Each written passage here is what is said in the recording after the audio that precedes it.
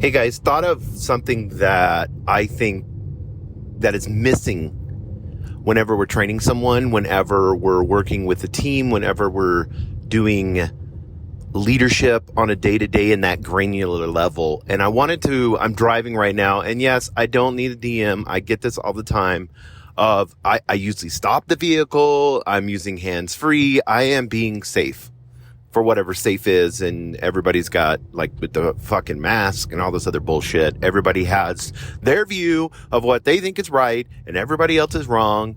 Stop judging and work on yourself. That's why I love the quote, "Nobody cares, work harder." Who cares?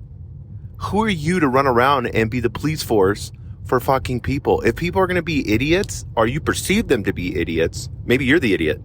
Maybe I'm the idiot. Who knows? Doesn't matter. I just know I need to work on myself. I know I'm not at a 10 mentally, spiritually, and physically in my life, so I have no room to judge. Jesus taught that over and over and over again.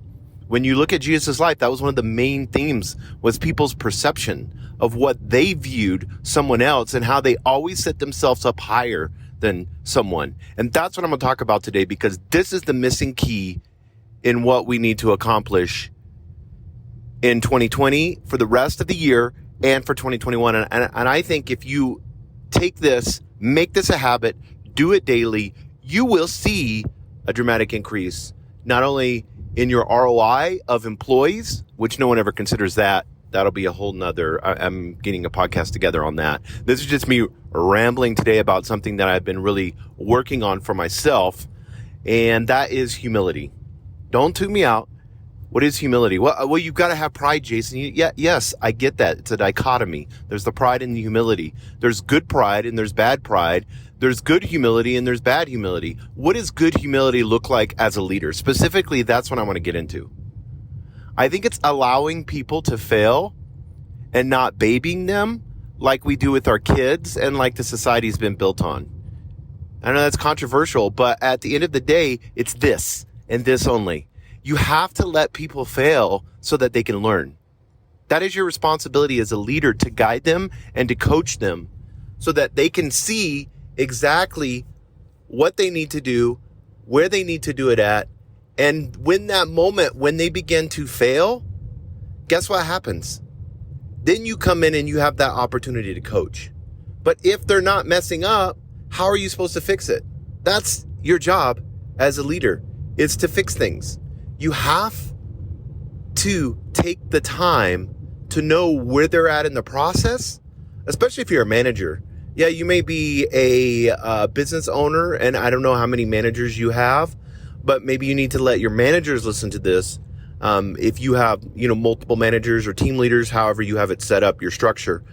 But at the end of the day, it is allowing them to fail, not punishing them, sitting them down and saying, hey, I know this outcome wasn't the best. How can we make it better? And how can I help you to make it better? What are some of the things that you saw that you could have done differently? And what are some of the things that I could have done to help you so that the outcome would have been different? When we fell together. We fell as a team. Every time we fail, you have to tell your employees this. Every time we fail to learn. That is the objective of failing. If we're not failing, we're playing it too safe. And failing, yes, costs money. I get that.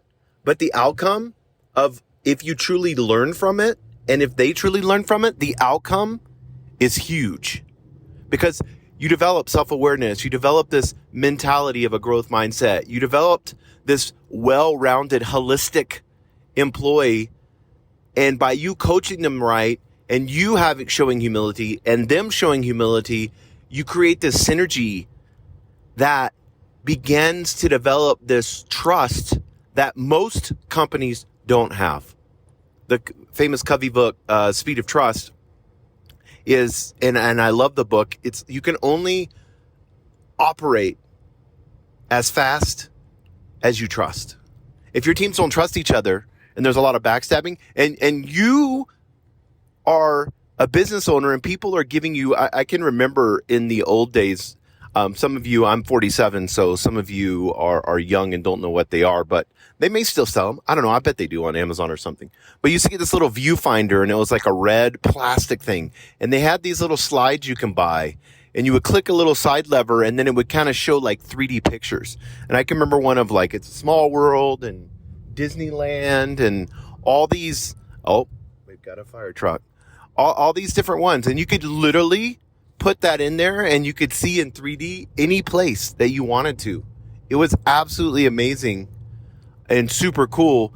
But one of the things that I really enjoyed about it more than anything was, I want to get over because I can see way behind the ambulance coming. They're going to be coming right on here and you guys are going to hear it. This is real time. Here we go.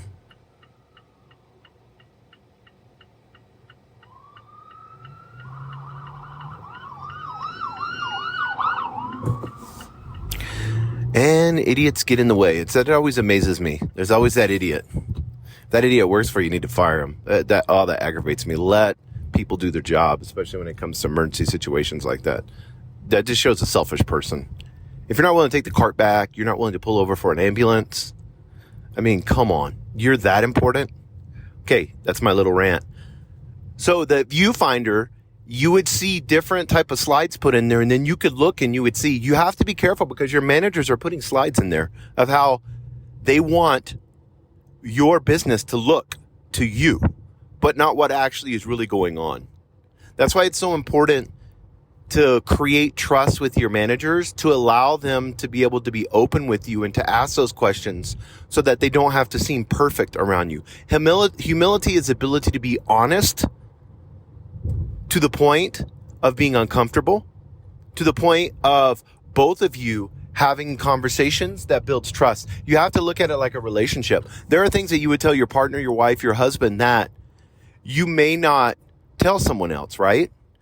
But yet we work with people, our managers, we work with them.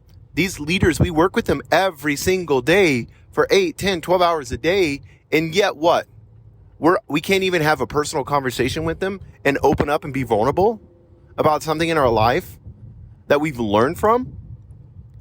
You need to go back and always look at things that you've learned from, mistakes that you made, and share those. Like you share the vision all the time as a leader, you need to share your mistakes and how you learn from them so that you can allow them to be able to make the mistakes and then they can relate to you. And then as they relate to you, it creates this openness, it creates this trust, and then guess what happens? Now you have an actual team, a team that works. How do you think the SEAL teams are so effective? They totally 110% trust each other. Like more than ever, their life's depending on it, more trust than you could even imagine. And they know how to operate because they know if one person doesn't operate properly or does something wrong, it could kill the whole team or kill another member. But how do you think they know each other? I guarantee they know each other as much as you could know someone. I guarantee they know everything about them and how exactly they'll tick. And it always amazes me when we look at humility, and we look at exactly how we as a leader can put it to our teams. And I want to say this, and then I'll be done, because this is really important. And it gets to the heart, I think, of who we are as a leader and our ability to show humility. When you look at the greatest people in the world, the greatest people that impacted this world, when we look at Gandhi or Jesus or Buddha, especially when you look at all these spiritually mature people all throughout history, the thread that made them great, listen to me, the thread that made them great was humility. It was that ability to be able to relate through humility. It was the ability to be able to not just relate, but to be able to understand someone fully, to allow them to be able to make mistakes and then teach through the process over and over and over again until they reproduce somebody that is just like them, somebody that is fulfilling the mission, and somebody that is ultimately loyal, loving, a team player and exactly what they need to become. And then you can promote them to a leader, and you can reproduce this over and over and over again. Open new stores, get new people, build systems in place, because you're focused on reproducing and making leaders. Every employee you have, you should think of how can they be a leader as we expand. So I'm parked. I'm done. This is 10 minutes of me rambling. If you guys like this, let me know. I can do more of these, my little car rants.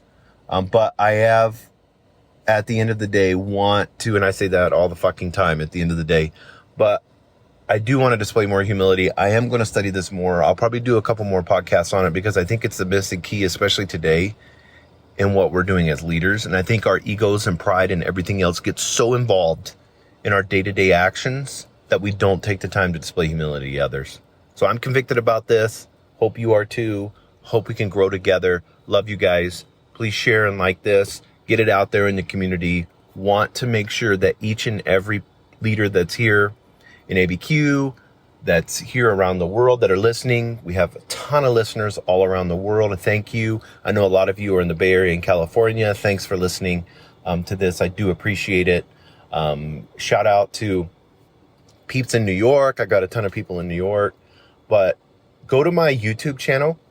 It's Jason. You can type in Jason Rigby or ABQ Jason Rigby. It will pop up on my YouTube channel. Please subscribe to that. I encourage you to do that. I do post videos there. Not all the time, but I do post videos whenever I do some interviews and I can get the cameras out and stuff like that. So I encourage you. But every show's on YouTube too. You can listen to it on your desktop while you're working. Just go to YouTube, go to my page, and then from there you can click on it and it's audio. You can listen to it while you're at work. However you may be. We're on Spotify. I know some of you have recently switched over to Spotify. So I encourage you. There's an app that you can download in Spotify. Just type in ABQ Business Podcast. Will pop right up. My other podcast, Hard and Say Living, pop right up.